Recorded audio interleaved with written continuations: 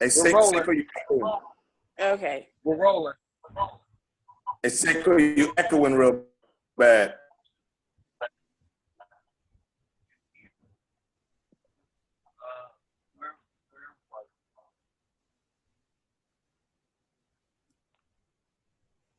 Okay, can everyone hear me okay? Yeah, I hear you. Yes. Okay, good. We got Rahiem Shabazz, good. Sheena, good. Seiko, you might have to mute the line because you're echoing real bad. All right, well, we'll go ahead and get started. All right. Glad to have everyone on call tonight. This is the Fly Guy Show, where everything typically happens on a 5-minute text message, 5-minute phone call. Hey, look, let's do a show. We got Brother Shabazz out of Atlanta with the Elementary Genocide. Did I get that right, brother? Absolutely. And that's part 1 and 2. Yeah, Elementary Genocide 1 is called the School to Prison Pipeline. Elementary Genocide 2 is called the Board of Education versus the Board of Incarceration. And we currently get ready to push out 3 momentarily, and that's called Elementary Academic Holocaust. That is awesome. That is awesome. Okay. Well, I'm going to be your host for the evening. My name is Bert Bergen. We have fly girl Sheena Boston. She's going to be our co-host. Hello. Hey. And then we've got Seiko Varner. He's actually our other fly guy. He put this all together. I don't know if he could chime in. I can. It's kind of quiet, man, but it's all good. Okay, good. You sound a lot better, Seiko. Thank you for that. Well, Okay, we go ahead and get started. So, Brother Shabazz, what was the inspiration? What was happening in your life at the time when you decided to film part 1 of Elementary Genocide? Well, in order to give you the backstory on me, I'm from New York. I'm from Harlem. And like many of my peers, I ended up on the wrong side of the law, and I found myself behind enemy lines, and I did 6 years incarcerated.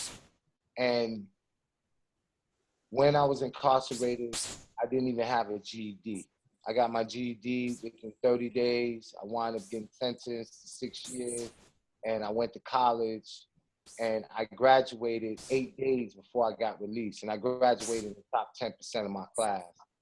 And when I came out, that's when the big reflection happened, where I reflected on my life, and I understood that I was smart, highly intelligent. I was just making the wrong mistakes.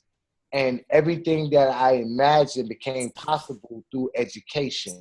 And I've seen the impact it had while I was in there because of the individual I was teaching. I was teaching adult basic education. I started teaching people how to get their GED, started prepping people for college. And I knew and understand that those that had a college education, there was a lower recidivism rate. And in New York City during that time, hello? Yeah. In New York City during that time, 75% of the inmates came from 7 neighborhoods. And then when you look at the reading level of these individuals, you see the disparity there. So when I came out, I started out as a hip hop journalist, and I was writing for the Source, Vibe, XXL, and a lot of pretty much every urban driven magazine. Writing movie scripts. I shot a short movie. I won an apprenticeship with the Tyler Perry studio. I went on to work on 4 films with Tyler Perry. And then I wanted to do a documentary. I wanted to do something that was near and dear to my heart. I wanted to do something that I knew would bring about a social change and that would resonate with our people. And that's when I came up with the concept of Elementary Genocide. And I always go back to our great grandmaster teachers, and one of them is Marcus Garvey. And one of the things that he said was that, you know, intelligence rules the world and ignorance carries the burden. And I never wanted to be a burden for my people. Wow, that's awesome. That's awesome. So it seems like things happen really, really, really fast, brother. said you went from incarceration. That was before you got your diploma and GED. You got your college degree while incarcerated, and then when you got out, it sounds like things started to happen really, really fast. You said you did some things with Tyler Perry. How did you wrote for The Source? How did those things materialize? Everything didn't happen that fast. It didn't happen that fast. Okay. Now, Okay. I got out from incarceration in January of 2000. And things really started picking up in 2002 when I moved to Atlanta. And pretty much is my grind, my consistency. And I knew that I didn't want to be a corporate slave. I didn't want to work for nobody else. I knew that with the level of education that I acquired, I probably could get a good paying job and things like that. Because I tell people all the time that your desk is your 40 acres and your computer is your mule. I didn't want to do that. I wanted to be self-sufficient, an entrepreneur, and pretty much work for myself. So the last 12 years, I've been working for myself. I've run several different companies, and I'm in the business of employing our people. That is awesome. That is awesome. Now, it's been a while since I've watched the first film. I don't think I've watched the second one, but I definitely got to make that happen. Should have watched it before I got on the call with you. It would have made it look a little better, but. Send me a link when we get offline, and I'll send you where you can screen it online. Wow, that is awesome. That is awesome. Download it and screen it online. All right, good stuff. Good stuff. So for those that are listening, this will be my last, and let my other two co-hosts chime in. For those that are listening, what are some of the things that you found when you were doing the research, getting ready to present the film, as it in regards to the school to prison pipeline? What our boys and girls, but especially our boys, are facing behind those walls? When I did the initial documentary, I started my research in 2010. I didn't put out the documentary until 2013. So it was a strenuous process. I was doing a lot of other things, and a lot of research went into it. And what I found out during the first documentary is that the government and the school system look at the 3rd and 4th grade reading levels to determine how many prisons they're going to build in the next 10 to 15 years. Because if you're not reading on grade level, there's a 75% chance you're going to end up in jail. They look at these statistics and they know how many prisons to build in the next 10 to 15 years, and these prisons are sold to private prison. Wow. When I did that, put the documentary out, traveled all around the country, I listened to what the people say, so afterwards the people would come up to me, magnificent documentary, my brother. However, you focus a lot on boys and not on girls. So I went and did some research, and I found out within the last 30 years, there has been an 800% increase in the arrest rate of females. So wow. I did that more in the second documentary. And another thing that I found out is that for Black boys, they are suspended and arrested at three to 4 times more than their white counterparts. When it comes to females, it's 6 times. So there is a big difference, and that needed to be talked about. So I highlighted that in the second one, and also what I did was I went back to the landmark ruling of Brown versus Board of Education, the 1954 landmark ruling, and we asked the proverbial question: has integration did us more harm than good? And we know it did us more harm. And so we went from there and brought it all the way up into today's time. I tell you what, brother, wow, you definitely said some things that resonate with myself personally. I know my son, I kid you not, I can't make this up. He was getting ready for one of the standards of learning tests. And he's always been a strong reader. Mm-hmm. And I had introduced him to Dr. Kajufu's work, Raising Black Boys. Yeah. And you know, it talks about some of the things you talked about in your findings and your research, that in the 4th grade they knew some things. I shared that with my son when he was in the 4th grade, getting ready to take this SOL test. They call them SOLs. And do you know, he scored perfect, 600 out of 600 on the reading portion of the exam. Wow. I mean, I laid it out to him. I said, look, they're using these test scores, this SOL that you're getting ready to take, to determine how many prisons they're going to build for people that look like you. And that young brother scored 600 out of 600 on that. Yeah, it was at least, wasn't that like 80? Yes, it was way back then. It was way back. Yeah. Early 80s, right? Absolutely. And everything had part 1 and part 2, and everything he talked about in that book is manifesting itself today. Yes, sir. Yes, sir. Yes, sir. So, Sheena Boston, you want to chime in, Queen?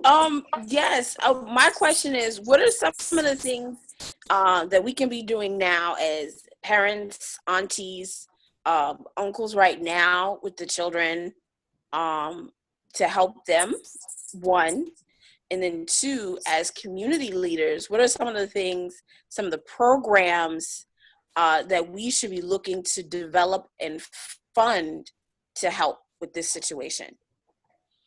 I think one of the things that we have to realize as parents is that you can't legislate your child to do his homework. So we shouldn't look to 1600 Pennsylvania Street for no legislation to pass do their homework. I think parents have to be more proactive in their kids' lives, and I say this time and time again. I know people are tired of me saying this, but school does not begin at 8 o'clock when the bell rings, and it doesn't end at 3 p.m. when they dismiss from school. They need to go to school, but after they come from school, the parents need to start educating them. And for those that are in a position, they need to homeschool. Statistically, it shows that those that are homeschooled have a higher achievement rate than those that are not. So I think that's for the parents. And the second question was, what type of program? We need to have rites of passage programs for young men and for young women. We need to start mentorships. And another thing that we need to do, because education is the great equalizer, but we got to understand when we deal with education, we're dealing with content and intent. Content is what you teach, and intent is how you teach it. Now, what we got to teach these kids is, yes, you get this education, but it's only useful if you take it and you apply it back into your community.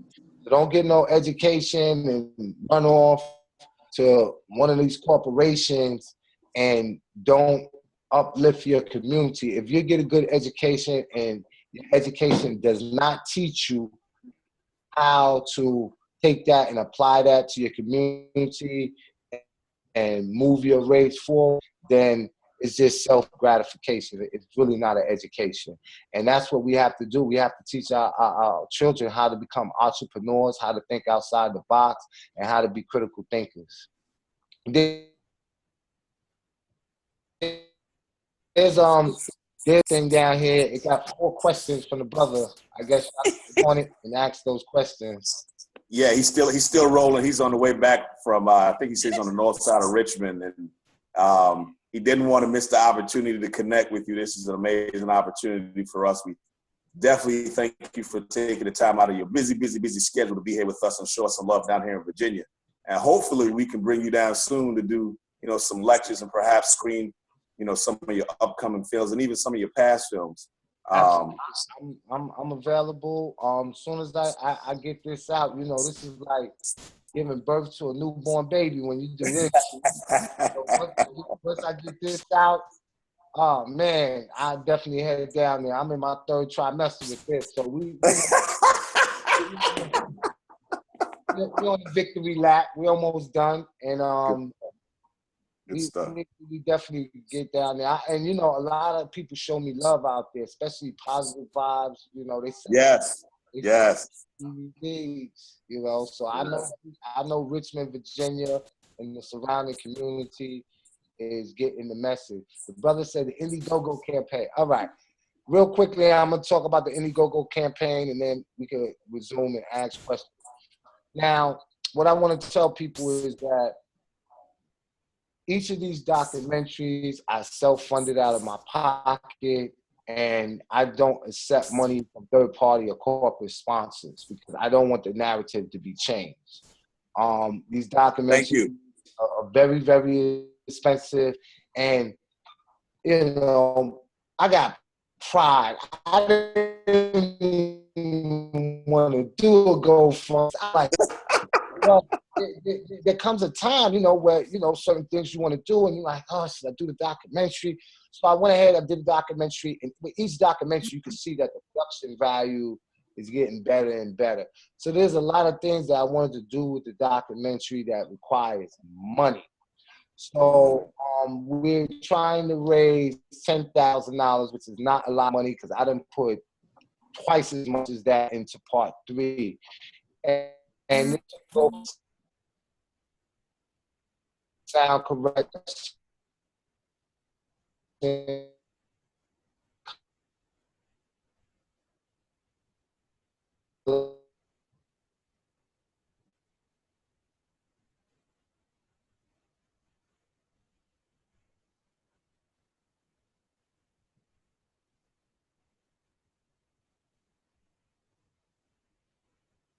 Whole entire series, or you can get a signed movie poster. And you can even get me on Skype, and we could talk about, you know, documentary filmmaking or anything like that. So we have a lot of good perks. We're not just asking you for your money. You actually get something in return, and it's helping, and you're contributing to the solution that we eradicate this problem. Good stuff. Good stuff. Elementary Genocide. You said part 3 when we search for it on Indiegogo. 3 and then come right up.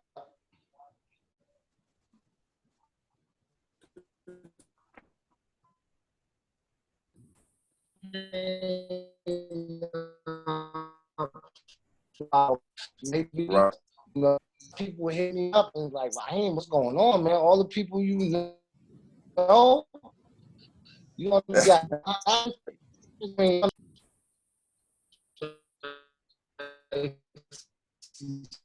stuff. But I got history with now documentaries, so this is my first go round, and whether I get the funding or not, the documentary is gonna come out because that's just who I am. You know, it is the option for me. I got to put up to myself, and that's what I'm just gonna have to do. Good stuff. Good stuff. And I personally appreciate the fact that you to control the narrative, things that we create as creators, that we control the narrative, because we've been used to a certain narrative for so long. We've been used to looking at things through a certain lens for so long, and it's so important that at some point the lion tells the story about the hunt. Absolutely. You know what I'm saying? And let me say this, right? Don't think them folks ain't come to me already and ask me, you know, they didn't blatantly come out with it. Right. If they said, we see that you're doing a campaign and we're in a position to help you fund.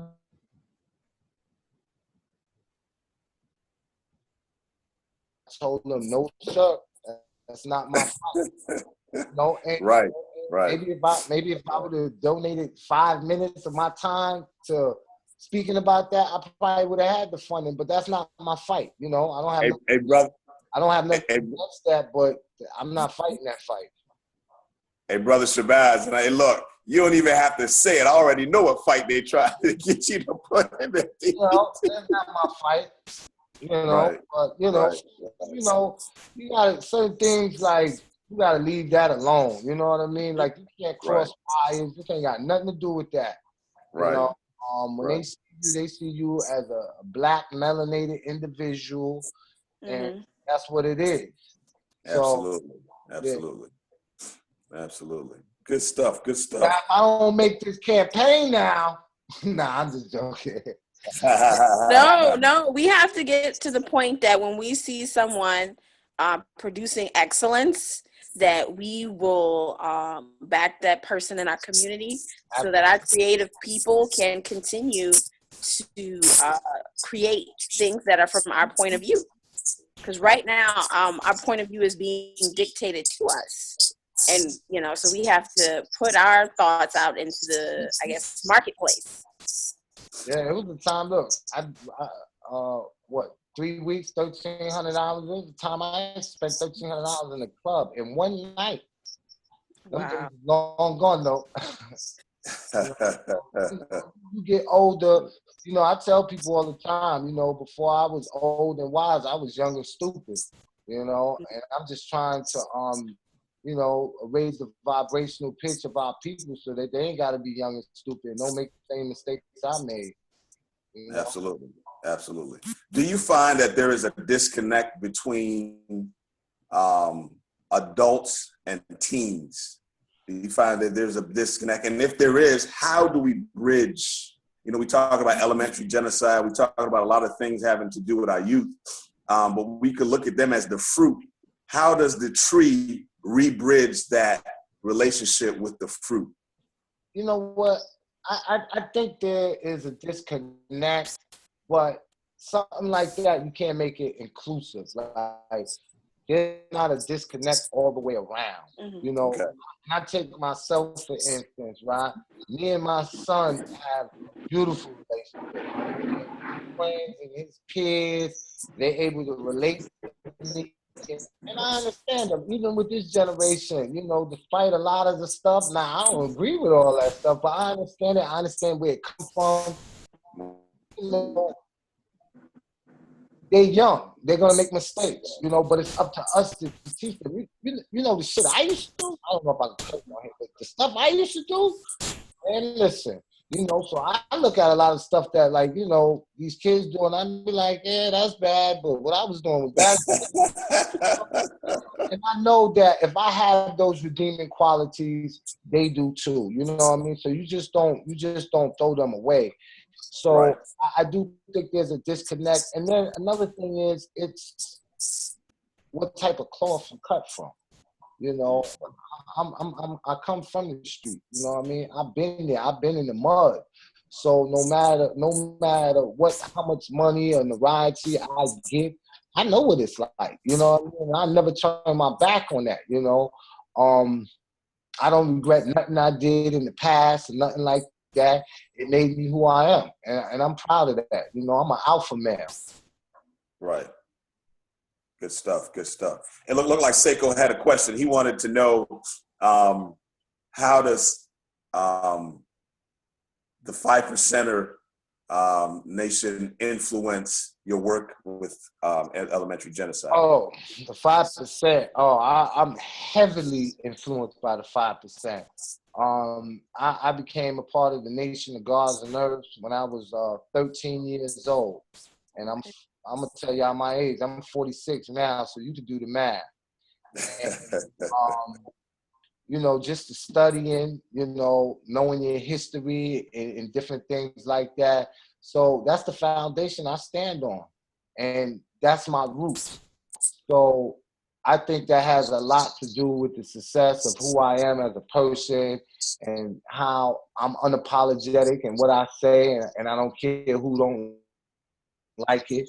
You know, I don't know if y'all was in that era, but the era that I came up with the 5%, we told the truth regardless of whom or what, and we still doing that today.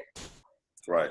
So I think it has a big influence on the message that I give. Question: how do we make that level of study and education more prolific within our community because you have communities like the Asian community where the parents will pay for additional tutors. They will pay for the children to go to additional programs and really make those levels of study important. How do we make those levels of study, expand them within our community, so we have more young people that take pride in knowing their history? They take pride in the number of rare books that they have read, and things like that. I think I'll just use an example of, he was just asking me about the 5% and the influence that we had, right? Mm-hmm. Like, with the 5%, we had rallies and we built and we discussed what was going on. We learned our lessons and our history, and it wasn't confined to 4 walls or a classroom. We learned in the parks, we taught on the rooftops, on the street corners, and I think that that's what we need to do. We communal people, and you mentioned about Asians and how they were paid to have extra tutoring for their kids and stuff like that. Well, you don't have to pay. You know what I mean? We can all have a cooperative where we teach each other's kids. If you're proficient in math and I'm proficient in English, you teach the math, I teach the English. It's a trade-off. So Okay. we need to get back to that, and everybody could benefit, whether you have the money to pay or not. Now, everything ain't free because, freedom ain't free, but there's a way to, there was a time that we did it. Listen to this, right? After the Civil War and slavery was abolished, they went back to those former slaves and they told them that we need you to till the land and we'll pay you, the sharecropping stuff, right? And they had nowhere to go, no way to earn money. And they told them, like, okay, we'll work, we'll till the land, and this is what you pay, and we'll do that. But we need you to build the school right. We need to build the school right here. And that's how Black schools got started. So when we talk about school choices, Blacks was the first one to come up with school choices. When you talk about collective bargaining, we was the first one to come up with collective bargaining. That was a bargain. We'll work, we'll till the land, you pay us, but we're going to build a school right here because our kids need to be educated. And that's how important education was. When you look at, in the 1800s, you had Carter G. Woodson, who was the son of a slave, and he worked in coal mines of West Virginia. He didn't go to high school until he was 20 years old, right? And he graduated, and then he got his master's degree within 2 years and got his doctorate. He did his coursework to get his PhD in 1 year from Harvard. He knew that education was the great equalizer. Then you have Mary Bethune, who in 1875, she worked in the tobacco fields of South Carolina. Mm-hmm. She was one of 17 children that went to school. So out of 17 children, she was the only one. Her parents knew that out of all of these children, one of them got to make it. And she was the one that was designated to make it. And what she went on to do was to open up her own school as well as a hospital. And then you have Benjamin E. Mays. He worked the tobacco fields of South Carolina as well. And he excelled extremely well, and he is known as the great schoolmaster. And he was a top advisor to Martin Luther King. It was either born to slaves or born to former slaves, and they knew the importance of education. And what we're dealing with today, just imagine what they had to deal with. But they knew how important education was. They knew it was the great equalizer. And not only that, the most important thing was they didn't get education for it to be self-gratifying for themselves. They did it to uplift and raise their community. That's why, 200 years later, we're talking about them right now on this podcast. So that's how we have to think in terms of, we have to set a precedent and solidify our legacy. You know, the Europeans, they think 7 generations in advance. We think what we gonna wear to the club on Fridays. We got to get out of that. Yeah, and I think to your point, I won't say the lack of education, but we can speak on, talk about Carter G. Woodson, you talk about the Europeans thinking 7 generations ahead, and we're thinking about what we're gonna do at the club. I think that really speaks to the miseducation that's taking place. Oh yeah, absolutely. Because it's not teaching us how to think, So I definitely resonates. Definitely all resonates. And so it really brings full circle. You talking about being unapologetic. I mean, we can't move the needle for ourselves or for the community if we're not unapologetic about what we stand for, what we believe in, and what we're willing to do. Speak a little bit more about what that means to you, being unapologetic. Being unapologetic is simply, you don't scratch where you don't itch, and you ain't tap dancing and cooning